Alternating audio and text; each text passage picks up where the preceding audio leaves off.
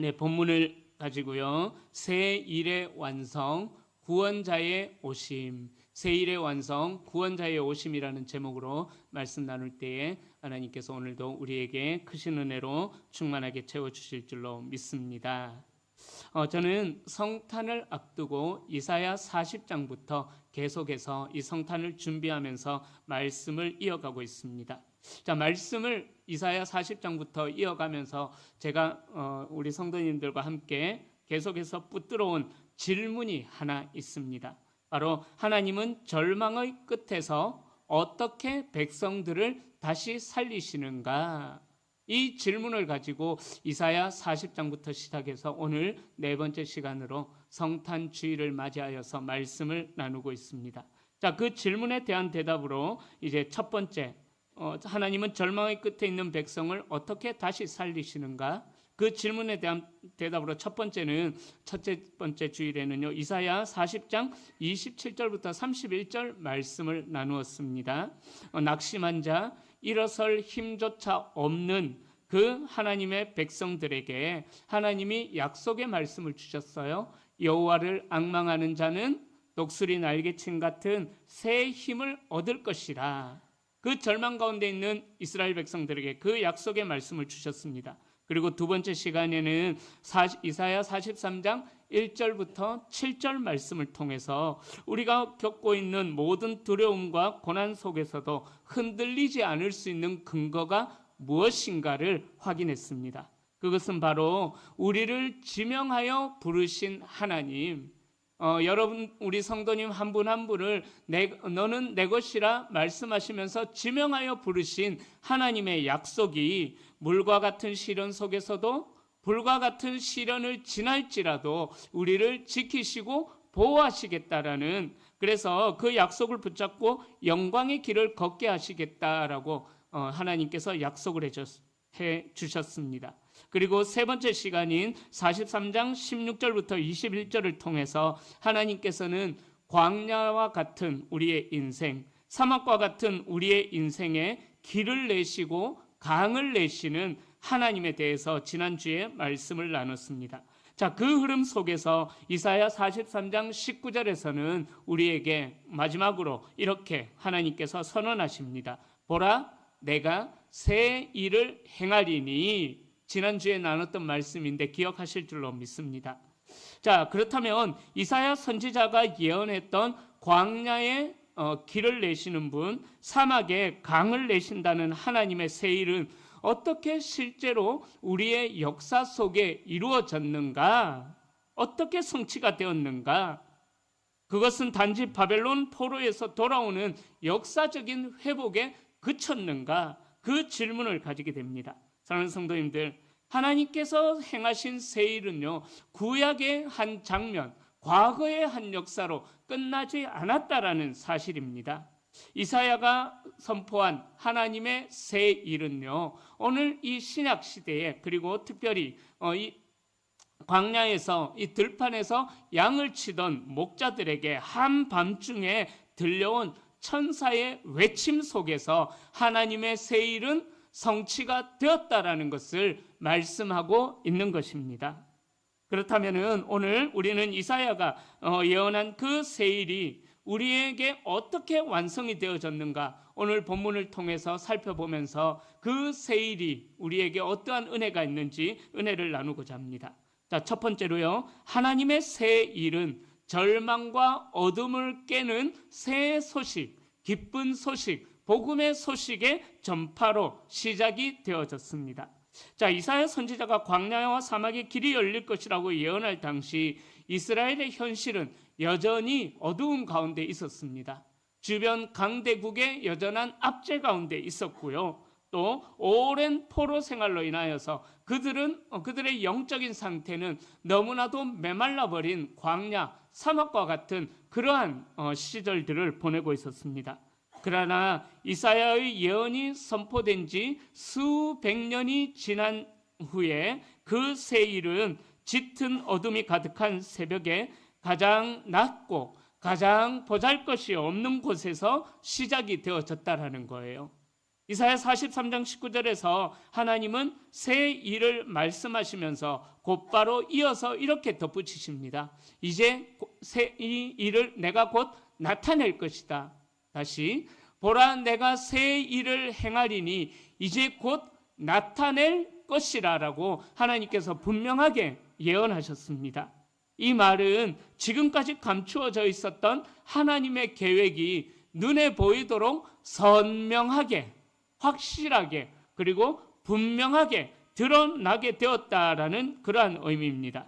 자, 그런데 이스라엘 백성은 하나님의 새 일을, 하나님이 행하실 새 일을 어떻게 해석을 했냐 하면은요, 예수님 시대 때 이스라엘 백성들은 로마라는 강대국의 압제하에 있었기 때문에 그 로마로부터 정치적인 회복, 또 민족적인 독립, 그래서 현실적인 안정이 하나님께서 우리에게 행하실 새 일이다.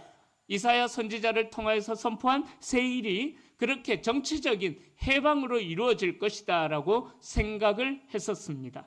그러나 하나님께서 행하시는 새 일은 단순한 그런 세상의 압제에서 벗어나는 일이 절대로 아니었습니다. 하나님께서 행하시는 새 일은 훨씬 더 깊고 훨씬 더 넓고 훨씬 더 영적인 일이었습니다. 하나님은 단지 포로 상태에서 풀어내는 데서 멈추지 않으셨다라는 거예요. 그렇다면 하나님에게 예수 그리스도를 보내주셔서 그 예수 그리스도를 통하여서 복음 안에서 믿음 안의 구원자, 그러니까 하나님이 행하시는 새 일은 사람들이 하나님께로 돌아오는 일뿐만 아니라 하나님이 인간의 몸을 입으시고 이 땅에 오시는 그 일이 하나님이 행하실 새 일이었다. 그리고 하나님이 인간의 몸을 입으시고 이 땅에 오셔서 우리의 구원을 위하여 놀라운 일을 행하실 것이 하나님의 행하시는 새 일이었다라는 것을 오늘 본문에서 이야기하고 있습니다.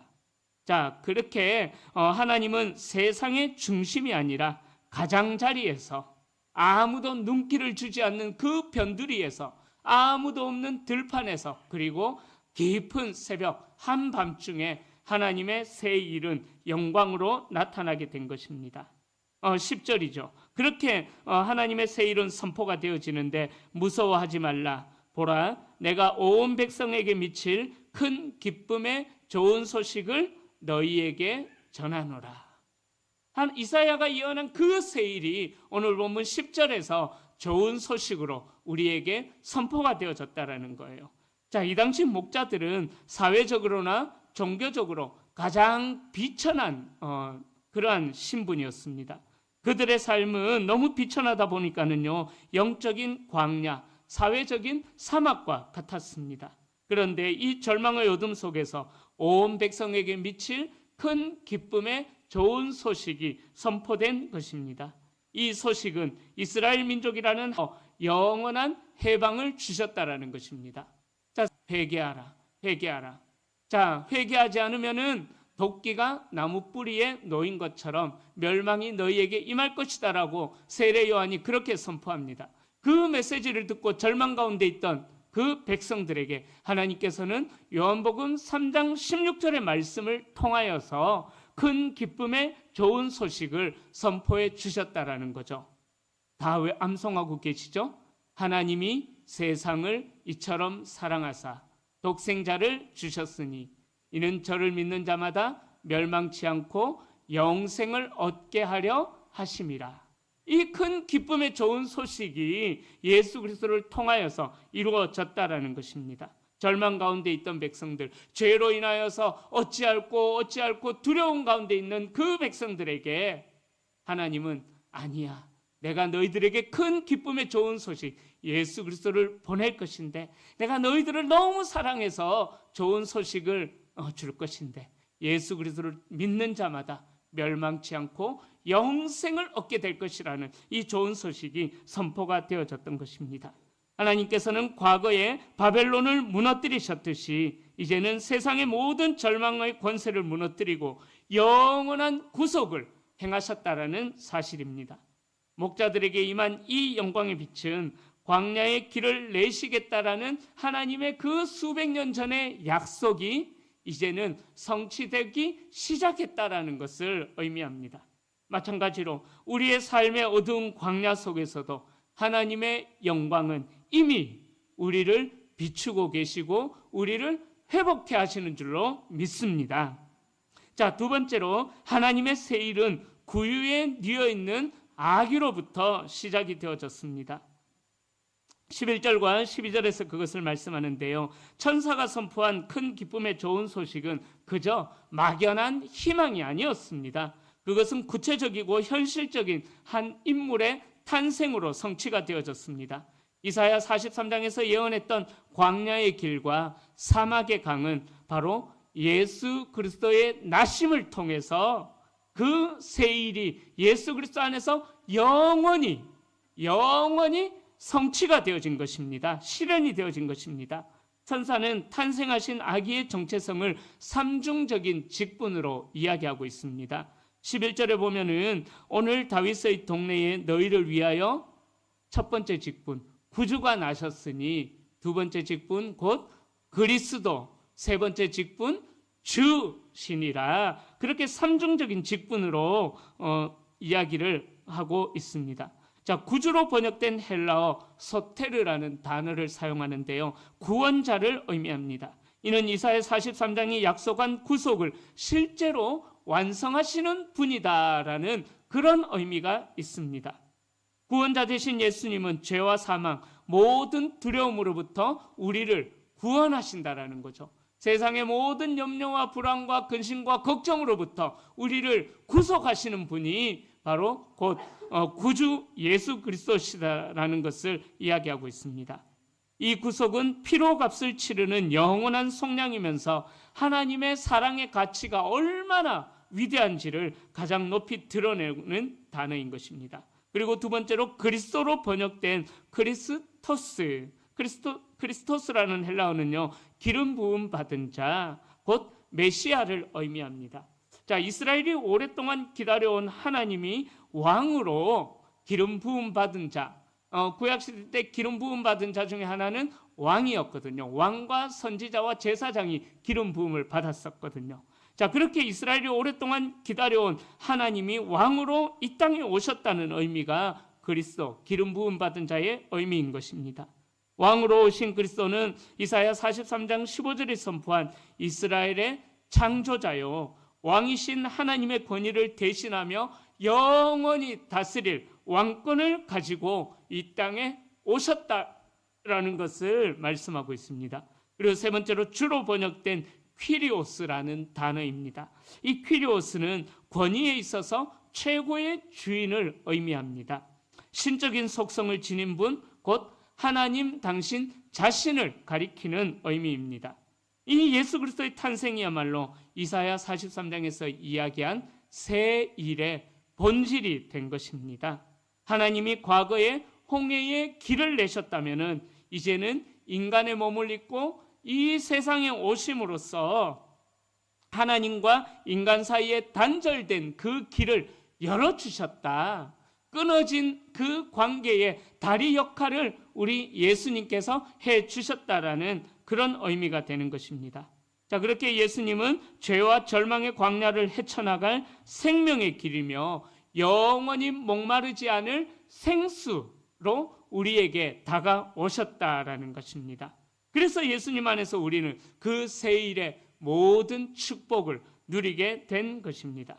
자, 그런데 이 위대한 선포가 현실이 되었음을 알리는 표적은요, 12절입니다. 가장 역설적이고 비천한 모습으로 선포가 되어집니다.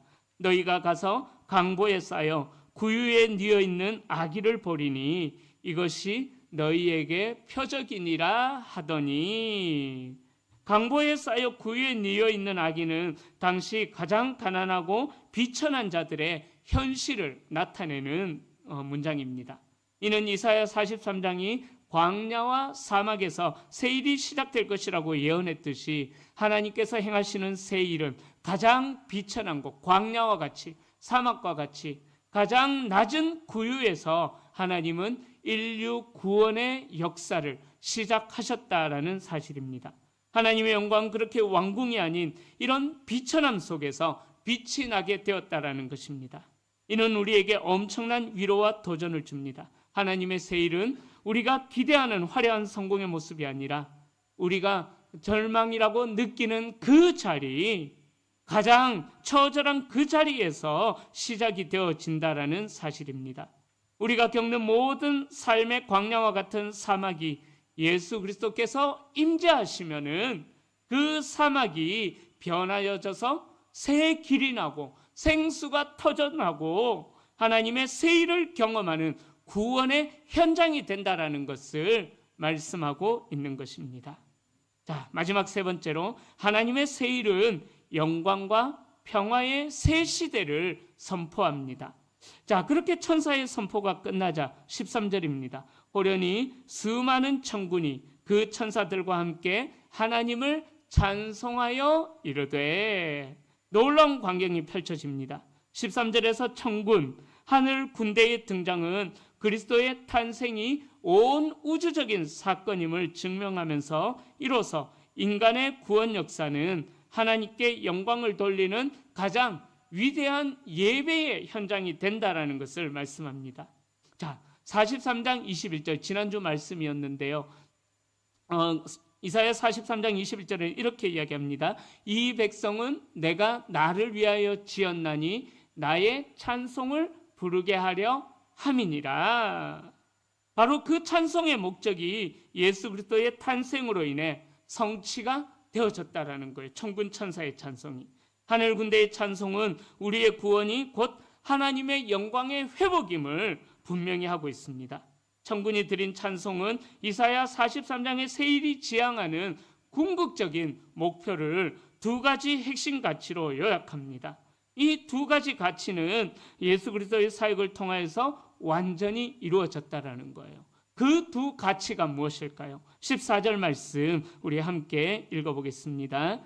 지극히 높은 곳에서는 하나님께 영광이요 땅에서는 하나님이 기뻐하신 사람들 중에 평화로다 하니라. 아멘. 바로 지극히 높은 곳에서는 하나님께 영광. 이는 예수 그리스도의 탄생은 죄로 인해 가려졌던 하나님의 영광을 이 땅 가운데 회복시키셨다라는 것을, 그 사실을 의미하는 것입니다. 우리는 예수를 믿음으로 인하여서 이 영광의 찬송에 동참할 수 있는 자격을 얻게 되었다라는 사실입니다. 그리고 하나님이 기뻐하시는 사람들 중에 평화, 이는 하나님이 사막에 강물을 내셔서 주시려고 했던 새로운 생명으로 인해 누려지는 평화, 안정, 안녕을 의미합니다. 그 생명과 회복의 결과가 바로 평화. 바로 누가복음 2장에서는 우리가 알고 있는 샬롬이라는 단어를 사용하지 않아요. 이 평화에서. 여기에서는 에이레네라는 단어를 사용하는데, 이 에이레네의 평화는 메시아 왕국, 평화로 다스리는 예수 그리스도의 나라의 궁극적인 속성을 이야기하고 있습니다. 이 평화는 세상이 줄 수 있는 것이 아닙니다. 세상의 어떤 권력도 줄 수 없는 하나님과 인간 사이의 화해로부터 주어지는 평화가 바로 에이레네의 평화인 것입니다. 자, 그렇게 예수 그리스도께서는 십자가를 통해서 죄의 문제를 해결하시고 하나님과의 관계를 회복하셨으며, 이 평화는 하나님이 기뻐하신 사람들 중에 그리스도를 믿고 구원받을 자들 속에 임하는 내적인 안식과 영적인 만족을 의미하는 것입니다. 이제 말씀을 정리합니다. 사랑하는 성도님들, 이사야 43장이 예언했던 새 일은 과거의 사건으로 끝나는 것이 절대로 아닙니다. 지금도 계속 이어지는 하나님의 새 일인 줄로 믿습니다. 그 새 일은 구주 예수 그리스도의 탄생으로 이미 시작이 되어졌고, 마지막 주님 재림하시는 그날이 되었을 때에 최종적으로 하나님의 새 일은 완성이 되어질 것입니다. 광야의 길을 내고 사막에 강을 내시겠다라는 하나님의 약속은 영원히 목마르지 않을 구원의 강물이 되어서 우리에게 굳게 서는 우리 모든 성도님들, 그래서 이사야의 예언이 성취되었음을 기뻐하며 하늘의 영광과 땅의 평화가 이 성탄의 계절에 우리 모든 성도님들의 삶 가운데 충만하시기를 예수님의 이름으로 간절히 축원합니다. 기도하겠습니다.